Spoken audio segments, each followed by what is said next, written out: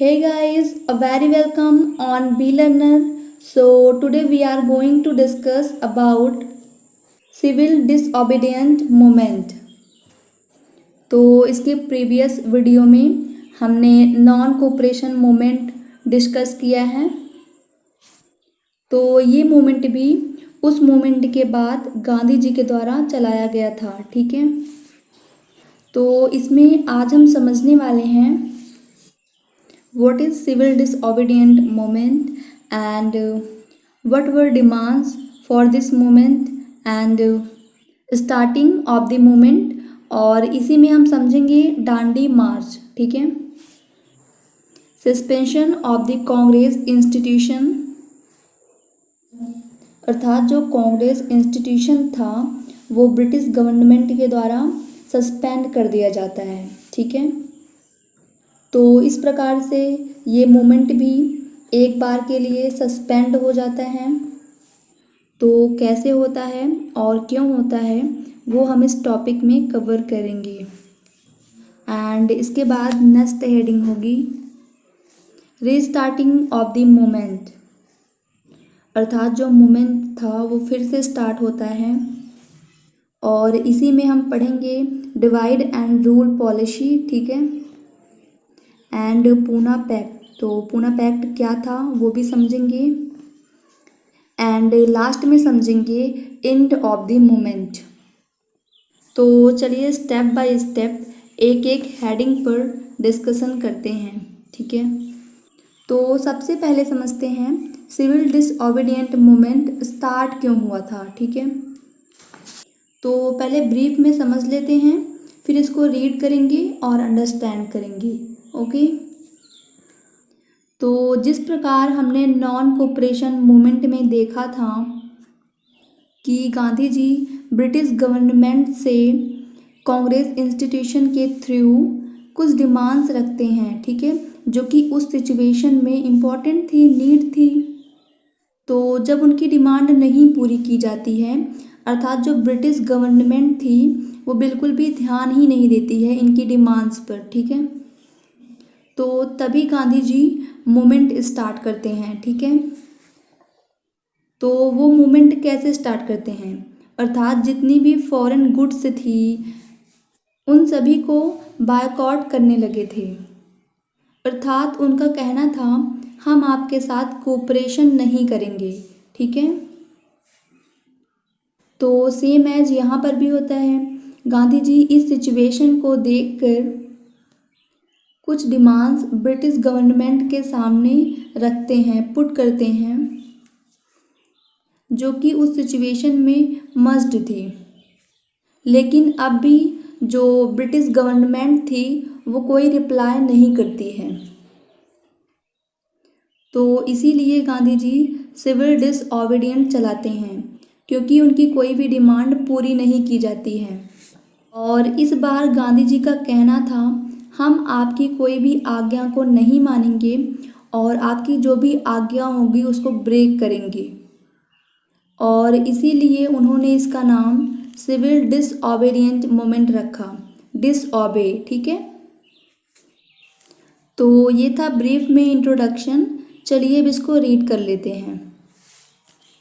C after the end of non cooperation movement in 1920, when India's people and farmers were getting poorer and they can't fulfill their basic needs, it means non cooperation movement के and होने के बाद जब India के farmers and citizens और भी poverty की ओर चले जा रहे थे, अर्थात वो अपनी बेसिक नीड को भी फुलफिल नहीं कर सकते थे, then Gandhiji put 11 necessary demands to Viceroy for public, farmers and capitalists through Congress institution, अर्थात गांधी जी 11 डिमांड्स को कांग्रेस इंस्टीट्यूशन के थ्रू उस समय के वाइस राय के सामने पुट करते हैं।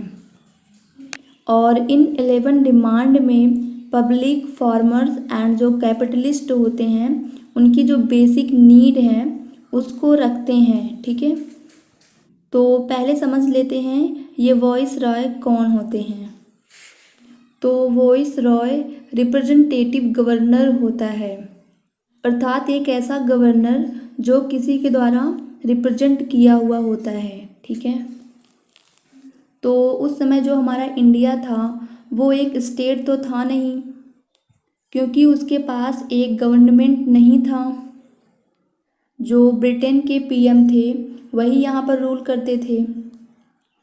तो जो ब्रिटेन के पीएम थे वो यहाँ पर आके रूल नहीं करते थे, तो वो अपने स्थान पर यहाँ पर किसी अन्य व्यक्ति को भेज देते थे एक रिप्रेजेंटेटिव की तरह, और वही व्यक्ति पूरे इंडिया को लीड करता था। इसीलिए उसे इंडिया का वायसराय कहा जाता था और जनरल ऑफ इंडिया के नाम से भी जाना जाता था।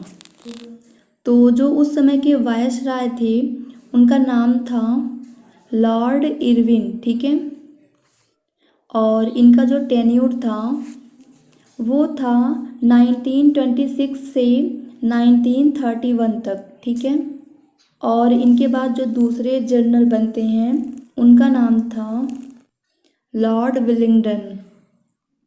तो इस प्रकार से वायसराय कौन होते हैं ये आप समझ गए होंगे। तो चलिए अब डिमांड्स को देख लेते हैं। तो गांधी जी ने 11 डिमांड्स को रखा था।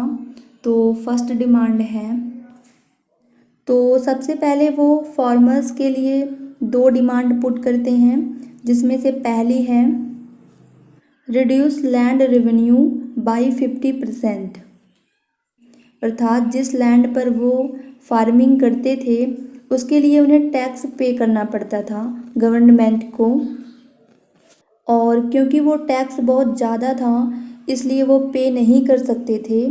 तो इसीलिए गांधी जी ने उस टैक्स को 50% रिड्यूस करने के लिए कहा। एंड सेकंड है एबोलिश गवर्नमेंट साल्ट मोनोपोली, अर्थात ब्रिटिश गवर्नमेंट ने साल्ट पर मोनोपोली किया हुआ था। इट मीन्स उन्होंने नमक पर एकाधिकार किया था। उनका कहना था साल्ट को सिर्फ ब्रिटिशर्स ही बनाएंगे और इंडिया को नमक बनाने का अधिकार राइट नहीं दिया था। और क्योंकि नमक तो एक बेसिक नीड थी सभी की, तो इसीलिए गांधी जी ने कहा नमक पर मोनोपोली हटाइए। ठीक है, और हमारे पास भी साल्ट बनाने का राइट होना चाहिए। तो ये डिमांड्स गांधी जी ने फार्मर्स के लिए पुट की थी। अब देखते हैं कैपिटलिस्ट के लिए गांधी जी क्या डिमांड्स रखते हैं। तो थर्ड डिमांड्स है impose custom duty on foreign goods, अर्थात फॉरेन गुड्स पर अधिक टैक्स लगाइए ताकि जो इंडिया के सिटीजन्स हैं ये इंडिया के द्वारा ही बनाई गई गुड्स को खरीदें और फॉरेन की गुड्स को बाय ना करें। ठीक है,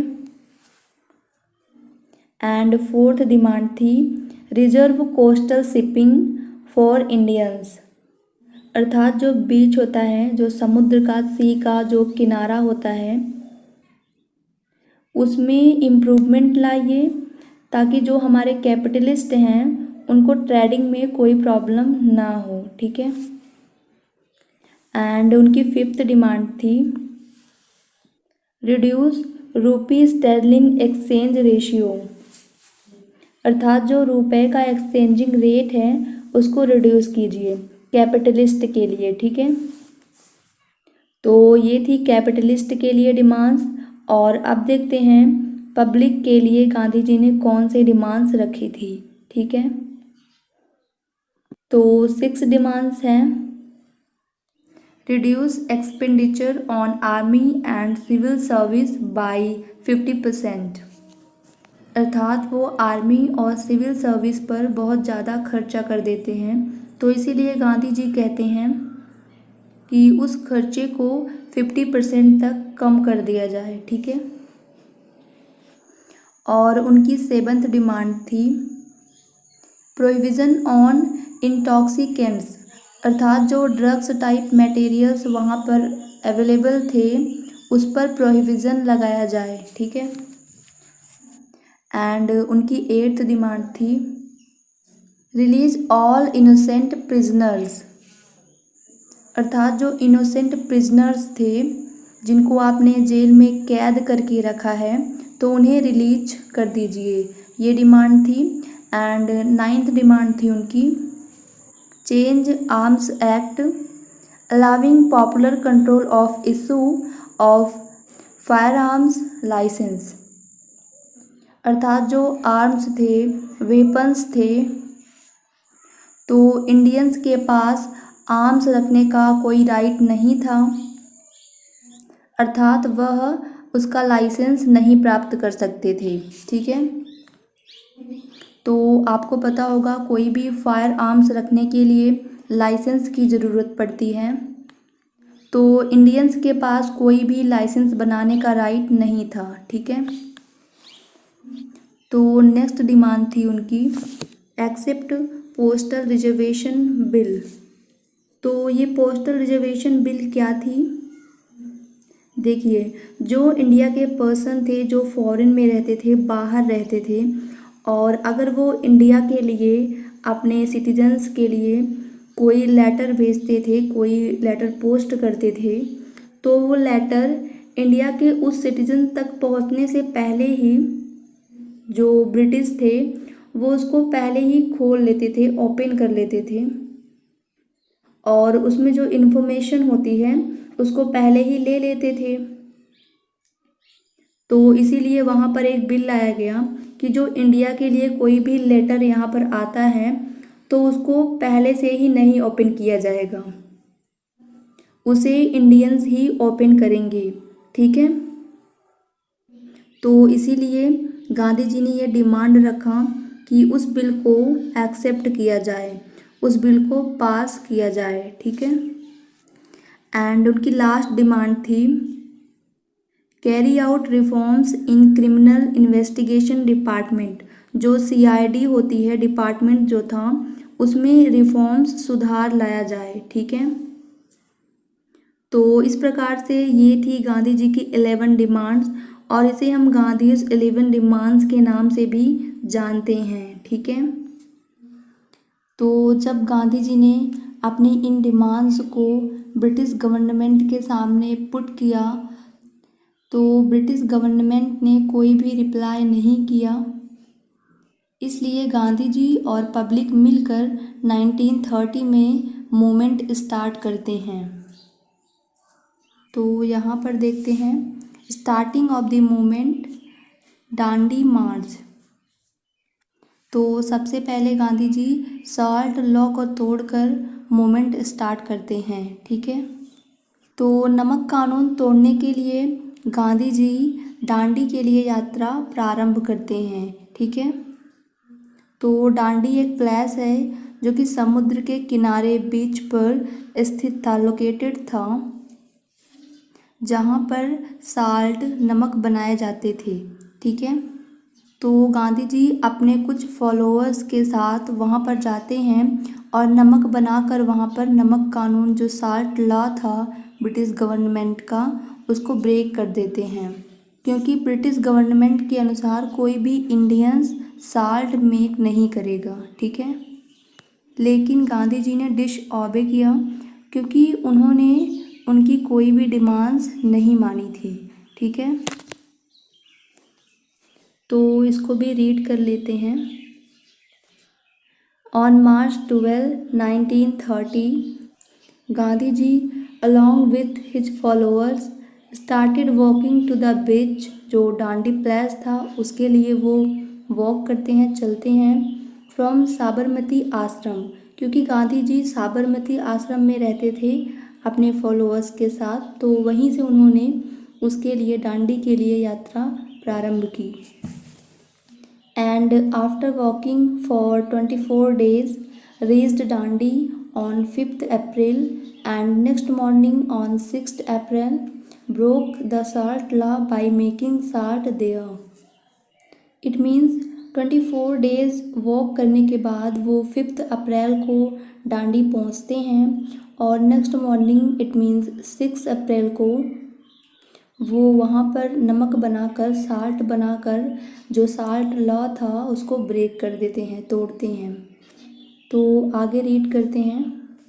दस this movement spread all over the country and all women, man and student supported by boycotting foreign goods.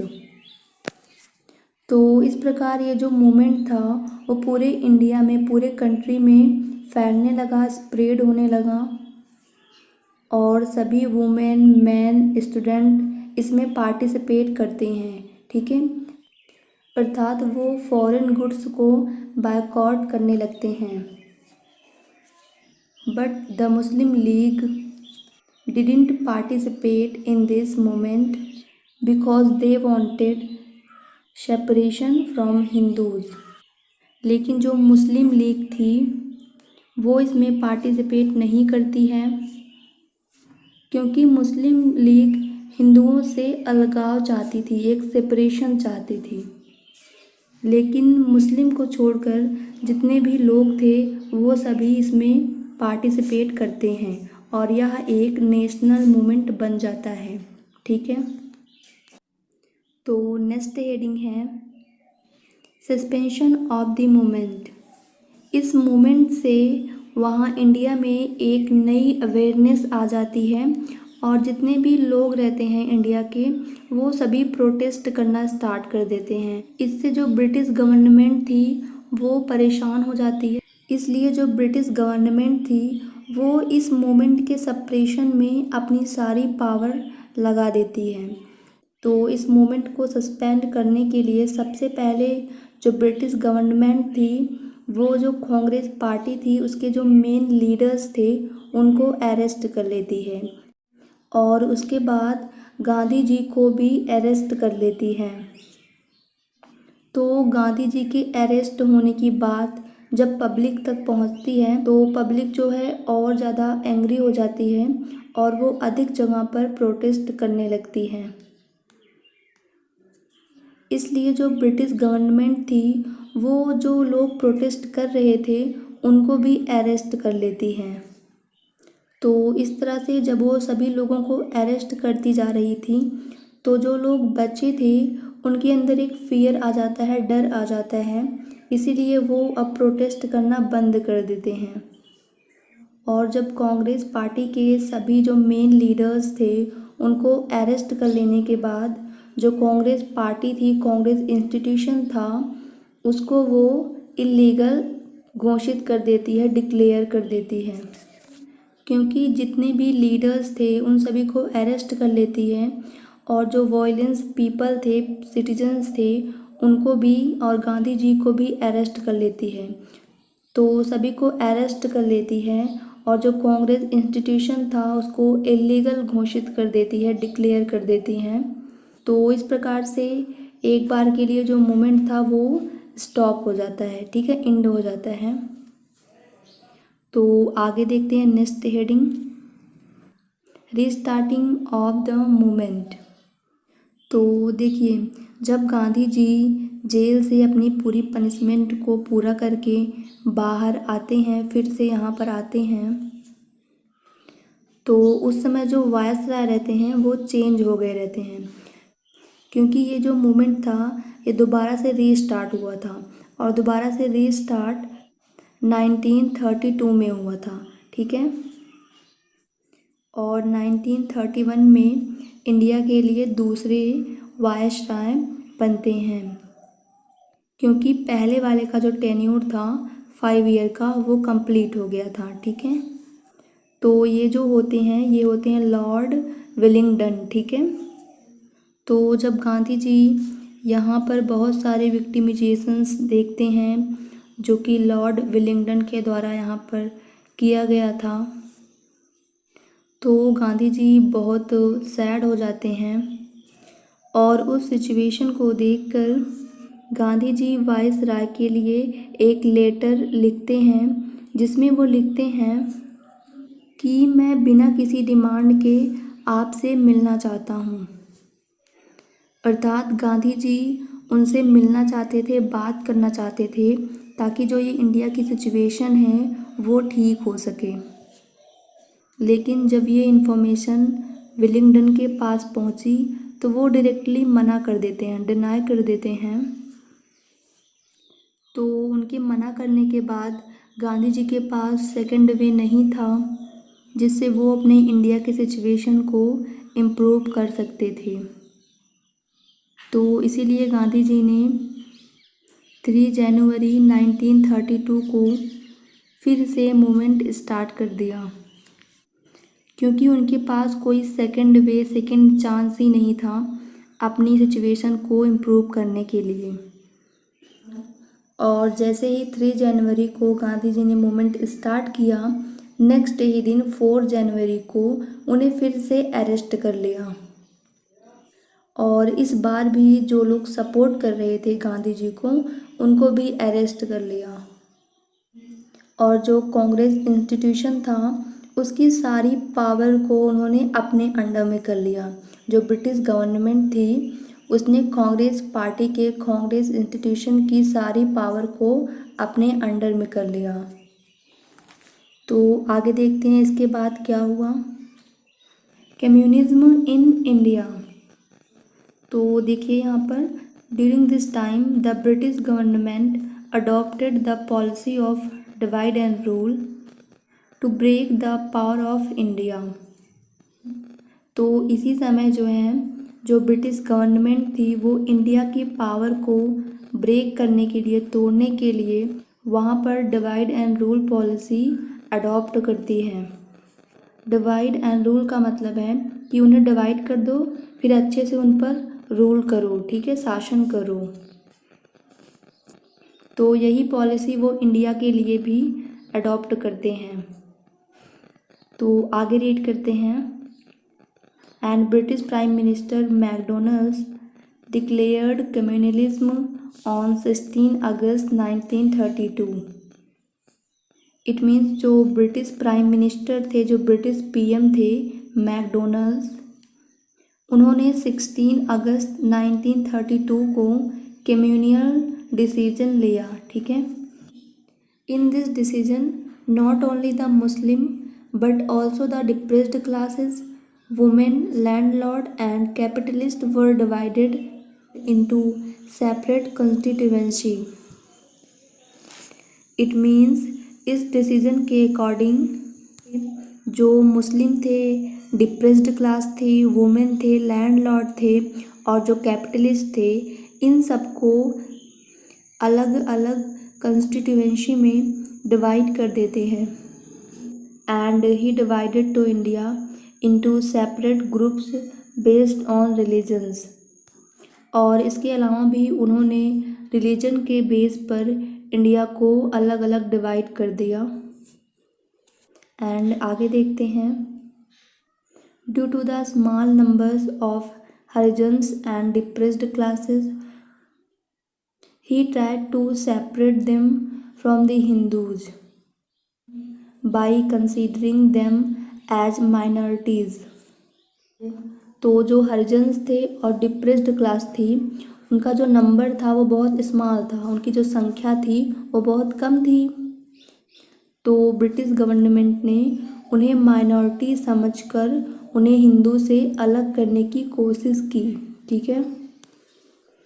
तो इस प्रकार से ब्रिटिश गवर्नमेंट ने इंडिया को पूरी तरीके से डिवाइड कर दिया, ब्रेक कर दिया था, ठीक है। अब आगे देखते हैं क्या होता है। नेक्स्ट हेडिंग है गांधी जी फास्ट, और इसी के अंदर में हम समझेंगे पूना पैक्ट। तो पूना पैक्ट क्या था वो भी हम समझेंगे। At this time Gandhi ji was in the Poona jail. तो इस समय जो गांधी जी थे वो पूना की जेल में थे। And he was deeply saddened by the communal decision. तो कम्युनल डिसीजन के कारण वो डीपली सैड होते हैं। And he challenge the government and sad, और वह गवर्नमेंट से चैलेंज करते हैं और कहते हैं, if you separate the Harijans from the Hindus then I'll take fast without eating anything. It means बिना कुछ खाए पिए मैं फास्ट रखूँगा। अगर आपने ऐसा कोई डिसीजन लिया जिसमें आपने हरिजन्स को हिंदू से अलग कर दिया, ठीक है। And according to his decision he started fast on 20 September in 1932। अर्थात अपने डिसीजन, अपने चैलेंज के अकॉर्डिंग उन्होंने 20 सितंबर को फास्ट स्टार्ट कर दिया।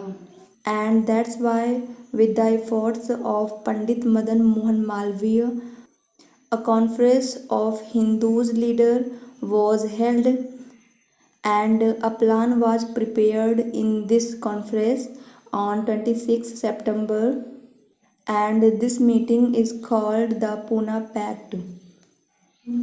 अर्थात गांधी जी के फास्ट के कारण ही जो मदन मोहन मालवीय सर थे, जो मदन मोहन मालवीय कांग्रेस लीडर थे, तो उन्होंने कुछ हिंदू लीडर्स को बुलाया और एक कॉन्फ्रेंस हुई पूना में और उस मीटिंग में एक प्लान रेडी किया गया, तैयार किया गया, प्रिपेयर्ड किया गया 26 सितंबर को, ठीक है। और इसी मीटिंग को, इसी कॉन्फ्रेंस को ही पूना पैक्ट के नाम से जाना जाता है, ठीक है। तो आगे देखते हैं। According to this meeting the separate representative of Harijans should be abolished and their representation should be kept with the Hindus। अर्थात ये प्लान था कि जो हरिजन्स का रिप्रेजेंटेशन है वो हिंदुओं के साथ ही रहेगा। अर्थात हरिजन्स और डिप्रेस्ड क्लास हिंदुओं से अलग नहीं रहेंगे, ठीक है। और बाद में ब्रिटिश गवर्नमेंट के द्वारा भी इस प्लान को एक्सेप्ट कर लिया जाता है, ठीक है। अर्थात वो भी इनको अलग नहीं करते हैं, ठीक है। लेकिन फिर भी एक बार उन्होंने कोशिश की थी इनको अलग करने की, जिससे जो पब्लिक थी उनके बीच में बहुत सारी अनटचेबिलिटीज़ आ जाती हैं। नेक्स्ट हेडिंग है end of the civil disobedient movement. अर्थात गांधी जी इस मूवमेंट से विड्रॉ क्यों करते हैं, ठीक है। After the Poona pact Gandhi ji again took a 28-day fast to end the untouchabilities between the Harijans and the Hindus. अर्थात पूना पैक्ट के बाद गांधी जी फिर से 28 डे का फास्ट एक्सेप्ट करते हैं, लेते हैं। हिंदूज और हरिजन्स के बीच में जो अनटचेबिलिटी थी उसको एंड करने के लिए। और जैसे ही वह फास्ट स्टार्ट करते हैं तो जो ब्रिटिश गवर्नमेंट थी वो उनको जेल से रिलीज कर देती है और बाहर आने के बाद वह कुछ समय हरिजन्स के साथ रहते हैं, स्पेंड करते हैं, उनकी हेल्प करते हैं ताकि हिंदू और हरिजन्स के बीच जो अनटचेबिलिटी है वो एंड हो सके, ख़त्म हो सके, ठीक है। एंड अब देखते हैं क्या रीज़न था जिससे गांधी जी ने इस मूवमेंट से विड्रॉ कर लिया। Due to the movement there was a lot of atrocities on the people by the British government. So for that time Gandhiji had no other way but to withdraw the movement। तो इसी movement के कारण British government के द्वारा वहाँ पर बहुत सारे एट्रोसिटीज़ किए जा चुके थे और हो भी रहे थे वहाँ के सिटीजन्स पर। तो इसलिए गांधी जी के पास और कोई ऑप्शन नहीं था इस मूवमेंट के वापस लेने के अलावा। एंड मई 1934 में पटना में एक मीटिंग थी, तो उसी मीटिंग में गांधी जी ने इस मूवमेंट की एंड डिक्लेयर कर दी और इस प्रकार से यह मूवमेंट एंड हो जाता है, ख़त्म हो जाता है। अब थोड़ा सा देख लेते हैं इसकी इम्पोर्टेंस क्या हो सकती है। तो इसकी इम्पोर्टेंस में आप लिख सकते हो कि इस मूवमेंट के कारण ही लोग ये जान सके कि ब्रिटिश गवर्नमेंट का रियल पर्पज क्या है, वो किस लिए यहाँ पर आई है, और लोग अवेयर भी हो जाते हैं, ठीक है, अर्थात वो नेशनल फ्रीडम की डिमांड करने लगते हैं। तो इस प्रकार से ये था आज का डिस्कशन। आई होप आपको अंडरस्टैंड हुआ होगा, बट फिर भी अगर आपके पास कोई डाउट है तो आप उसे कमेंट बॉक्स में राइट कर सकते हैं। And thanks for watching, keep learning and keep growing.